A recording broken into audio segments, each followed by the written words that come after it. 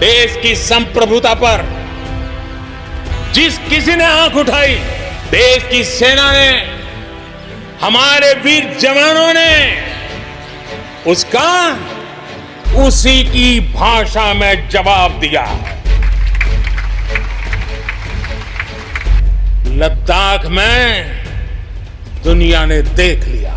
नमस्कार, मैं हूं आशीष सिंह और आपका स्वागत है हमारे चैनल पर। आज स्वतंत्रता दिवस के मौके पर प्रधानमंत्री नरेंद्र मोदी ने लाल किले से पाकिस्तान और चाइना दोनों को ही चेतावनी दी। उन्होंने कहा कि विस्तारवाद हो या आतंकवाद, भारत जोरदार प्रहार कर रहा है। प्रधानमंत्री नरेंद्र मोदी ने चीन और पाकिस्तान का बिना नाम लिए कहा कि आतंकवाद हो या फिर विस्तारवाद हो, यानी कि पाकिस्तान हो या फिर चाइना हो, भारत आज डटकर मुकाबला कर रहा है। हमारे जवान क्या कर सकते हैं, ये लद्दाख में दुनिया ने देख लिया है। प्रधानमंत्री नरेंद्र मोदी ने कहा कि जिसने चुनौती दी है उसे उसी की भाषा में जवाब दिया गया है। लेकिन वहीं पर अगर कुछ खास रहा है तो प्रधानमंत्री नरेंद्र मोदी ने जिस तरीके से जिक्र किया आतंकवाद, और वहां पर अजीत डोभाल बैठे हुए थे। अभी कुछ दिन पहले ही गृह मंत्री और अजीत डोभाल दोनों ही कश्मीर का जायजा करके आए हैं। लेकिन यहाँ पर अगर सबसे बड़ा हाथ इसमें किसी का रहा हो, चाहे वो धारा 370 हो या फिर आतंकवाद का खात्मा हो, उसमें अजीत डोभाल का रहा। और अजीत डोभाल किस तरीके से उनका जो सीक्रेट मिशन है, पूरी दुनिया में किसी को भी भनक नहीं लगी और उन्होंने बड़े बड़े मिशन भी कंप्लीट कर लिए। लेकिन प्रधानमंत्री नरेंद्र मोदी ने जो चाइना पर प्रहार किया है, जाहिर सी बात है इससे चाइना पाकिस्तान के साथ साथ राहुल गांधी को और सोनिया गांधी को भी मिर्ची लगी होगी। क्योंकि इससे पहले जब लद्दाख में प्रधानमंत्री नरेंद्र मोदी ने सेना के जवानों को संबोधित किया था, उसमें भी राहुल गांधी ने ये मुद्दा उठाया था और किस तरीके से उन्होंने ये कहा कि चाइना का नाम प्रधानमंत्री नरेंद्र मोदी ने नहीं लिया, लेकिन विस्तारवादी जो नीतियों की बात उन्होंने की थी, चाइना को भी पता चल गया था और चाइना किस तरीके से उस पर बौखलाया था। और आज भी प्रधानमंत्री नरेंद्र मोदी ने वही किया। उन्होंने विस्तारवाद और आतंकवाद, यानी कि पाकिस्तान और चाइना का बिना नाम लिए हुए इतना बड़ा और जोरदार प्रहार दोनों देशों पर किया है। लेकिन जो तो समझने वाले समझ गए और जो ना समझे वो अनाड़ी है। तो राहुल गांधी अनाड़ी हैं और इसीलिए उनको बार बार समझ में नहीं आता है। इस पर वो राजनीति कर सकते हैं, लेकिन प्रधानमंत्री नरेंद्र मोदी ने जो कहा है कि भारत की संप्रभुता का सम्मान हमारे लिए सर्वोच्च है, हमारे जवान क्या कर सकते हैं, ये लद्दाख में दुनिया ने देख लिया है। LOC से लेकर LAC तक देश की संप्रभुता पर जिस किसी ने आंख उठाई है, देश ने, देश की सेना ने उसका उसी भाषा में जवाब दिया है। मैं आज मातृभूमि पर न्यौछावर उन सभी जवानों को नमन करता हूं। आतंकवाद हो या विस्तारवाद, भारत आज डटकर मुकाबला कर रहा है। आज दुनिया का भारत पर विश्वास और मजबूत हुआ है। तो जिस तरीके से जो पड़ोसी देश हैं, कई ऐसे देश हैं जिनसे पहले भारत की उतनी अच्छी बनती नहीं थी, लेकिन अगर विदेश नीति की बात करें तो भारत के समर्थन में कई ऐसे देश हैं जो खुलकर आए हैं। चाहे हम देखें संयुक्त राष्ट्र सुरक्षा परिषद में हो या तमाम ऐसे मंचों पर जहां पर भारत का समर्थन कर रहे हैं। और वहीं पर इजराइल ने भी भारत को स्वतंत्रता दिवस पर शुभकामनाएं दी हैं। इजराइल जो भारत का सबसे अच्छा दोस्त है, और किस तरीके से पाकिस्तान और चाइना को मिर्ची लगी है, क्योंकि आतंकवाद के खिलाफ जिस तरीके से इजराइल लड़ता आ रहा है, आज पाकिस्तान जो आतंकी देश कहा जाता है, पूरी दुनिया में घिरा हुआ है, उसके लिए इससे बड़ी नाकामी कोई और नहीं हो सकती है कि अब पूरी दुनिया में उसे अलग थलग कर दिया गया है। और वहीं पर चाइना को भी वही झेलना पड़ रहा है, क्योंकि जिस तरीके की नीति उसकी विस्तारवादी नीति है, उसके चलते ही पूरी दुनिया में उसको इस वक्त अलग थलग किया गया है। वहीं पर अगर बात करें तो भारत के साथ America, Australia, south Korea, Taiwan, Israel जैसे देश खड़े हुए हैं। तमाम ऐसे देश हैं भारत के साथ जो इस वक्त भारत के समर्थन में हैं। हमने देखा चाहे वो WHO हो या फिर संयुक्त राष्ट्र सुरक्षा परिषद हो, तमाम ऐसे अंतर्राष्ट्रीय मंच हैं जहां पर भारत को सबसे आगे रखा जा रहा है और किस तरीके से भारत का समर्थन किया जा रहा है। वहीं पर कश्मीर मुद्दे पर पाकिस्तान को हर बार मात मिलती है, यहाँ तक कि अब जो मुस्लिम संगठन उनका था, उन देशों के साथ, जो मुस्लिम देश हैं, उन देशों के साथ भी पाकिस्तान के रिश्ते अच्छे नहीं हैं। वजह सिर्फ और सिर्फ है वो है कश्मीर, यानी कि भारत के अगर खिलाफ पाकिस्तान उतरता है तो दुनिया उसको नकार देगी और उसको मानने से इनकार कर देगी, क्योंकि भारत आज एक महाशक्ति है। प्रधानमंत्री नरेंद्र मोदी ने लाल किले से एक बार फिर आत्मनिर्भर भारत की बात कही है और उन्होंने 30 बार आत्मनिर्भर शब्द का जिक्र करते हुए उन्होंने कहा कि भारत कब तक देशों को कच्चा माल प्रोवाइड करता रहेगा, भारत को आगे बढ़ना चाहिए। और उन्होंने जो आत्मविश्वास की बात कही, उन्होंने कहा है कि आत्मविश्वास ऐसे ही नहीं आता। जो हमारी भारत की 130 करोड़ जनता है वो आत्मविश्वास से भरपूर है और इसीलिए भारत इस तरीके से तरक्की कर रहा है। वहीं पर उन्होंने कहा है कि आत्मनिर्भर भारत बनने के लिए जो कदम सरकार उठा रही है उसके साथ जनता भी समर्थन कर रही है। उन्होंने महामारी में जो वेंटिलेटर से लेकर पीपीई किट और मास्क का भी जिक्र किया और जिस तरीके से भारत आज आत्मनिर्भर भारत बन रहा है। प्रधानमंत्री नरेंद्र मोदी का आह्वान इससे पहले भी था।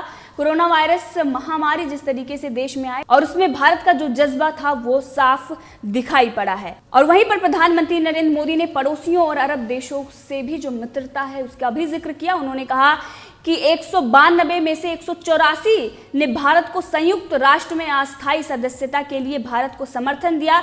विश्व में कैसे हमने पहुंच बढ़ाई है इसका ये उदाहरण है। ये तभी होता है जब भारत सशक्त हो, जब भारत सुरक्षित हो। भारत का लगातार प्रयास है कि अपने पड़ोसी देशों के साथ सांस्कृतिक और आर्थिक रिश्तों को गहराई दें। प्रधानमंत्री नरेंद्र मोदी ने कहा कि हमारे पड़ोसी देशों के साथ, चाहे वो हमसे जमीन से जुड़े हों या फिर समंदर से, अपने संबंधों को हम सुरक्षा, विकास और विश्वास की साझेदारी के साथ जोड़ रहे हैं। यानी कि ऑस्ट्रेलिया, साउथ कोरिया या फिर जापान हो या फिर अमेरिका हो या तमाम ऐसे देश हैं जो इस वक्त भारत के साथ खड़े हुए हैं। भारत के साथ जो साझा युद्ध अभ्यास जापान ने, ऑस्ट्रेलिया ने जो इन दिनों में किए हैं उसका भी प्रधानमंत्री नरेंद्र मोदी ने जिक्र किया और किस तरीके से अरब देश हमारे साथ खड़े हुए हैं। क्योंकि पाकिस्तान जो कश्मीर पर नाकाम होता है, चाहे उसका जो मुस्लिम संगठन हो उसमें हो या फिर कोई ऐसे अंतर्राष्ट्रीय मंच हो, हर मंच पर उसको मात मिलती है। और इससे ये दिखाई देता है कि भारत के साथ जो आज देश खड़े हुए हैं वो सिर्फ और सिर्फ मोदी सरकार की विदेश नीति है। राहुल गांधी ने इससे पहले और सोनिया गांधी ने सवाल भी उठाया था कि प्रधानमंत्री नरेंद्र मोदी की विदेश नीति अच्छी नहीं है। हमसे कुछ ऐसे पड़ोसी देश हैं जो इस वक्त हमारे समर्थन में नहीं है और वो कौन से देश हैं ये आपको हम बता देते हैं। चाइना, पाकिस्तान, नेपाल ऐसे देश हैं जो इस वक्त भारत से तनाव है। लेकिन चाइना सबको पता है किस तरीके से उसका 1962 से ही भारत से विवाद चल रहा है और उस वक्त किस तरीके से उसने अपनी विस्तारवादी नीति के तहत भारत की जमीन हड़पी थी और वो हमेशा से ही विस्तारवादी रहा है। और इसीलिए भारत जो शांत प्रिय देश है उससे कभी भी उसकी तालमेल नहीं बनेगी। दूसरा देश है पाकिस्तान।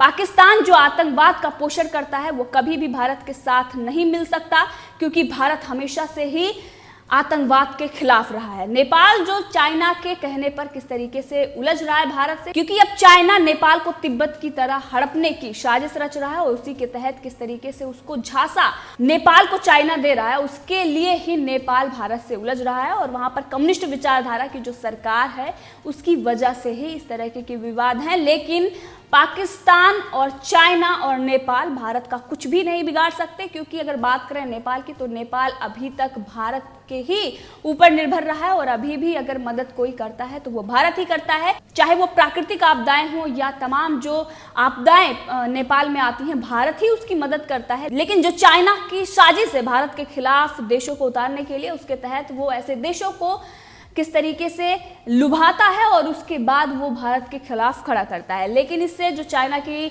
जो ये साजिश है वो साफ फेल होती नजर आ रही है, क्योंकि अमेरिका, इजराइल जैसे बड़े बड़े देश भारत के साथ खड़े हुए हैं। और वहीं पर प्रधानमंत्री नरेंद्र मोदी ने कहा है कि दक्षिण एशिया में दुनिया की 1/4 जनसंख्या रहती है।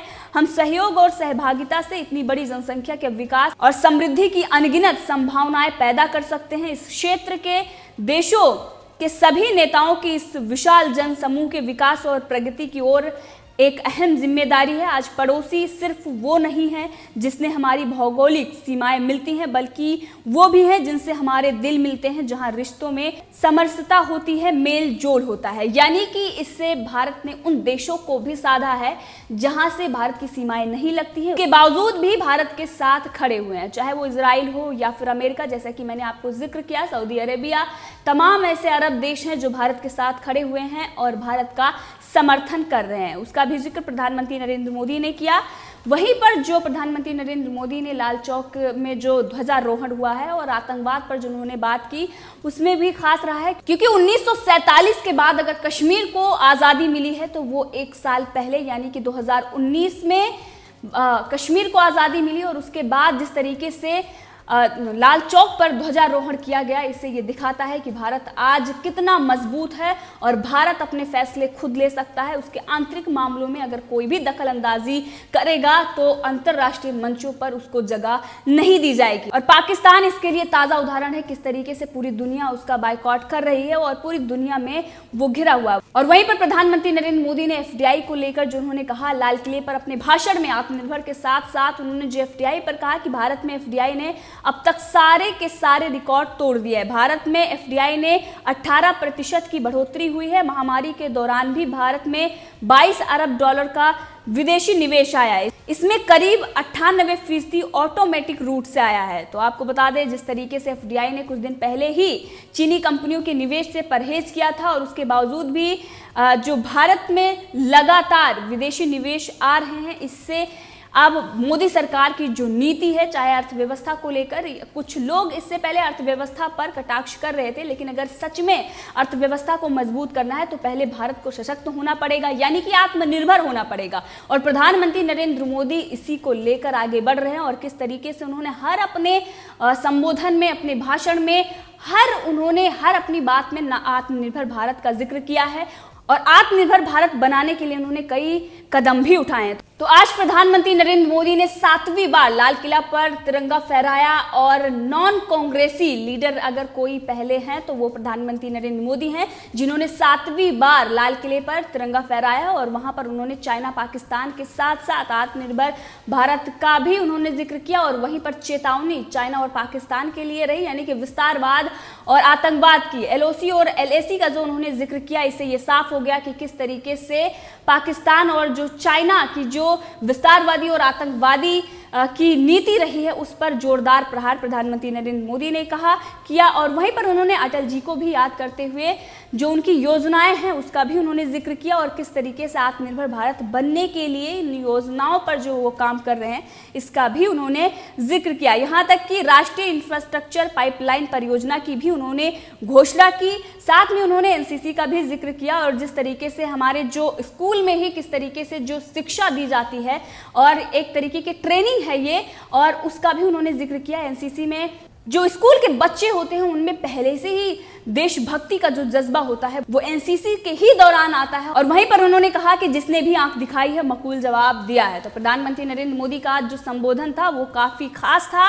प्रधानमंत्री नरेंद्र मोदी आज उन्होंने 7वीं बार तिरंगा लाल किले पर फहराया है और अटल बिहारी वाजपेयी का जो रिकॉर्ड था उस रिकॉर्ड को पीछे छोड़ते हुए अब वो नॉन कांग्रेसी पहले ऐसे लीडर हैं जिन्होंने 7वीं बार लाल किले पर तिरंगा फहराया है।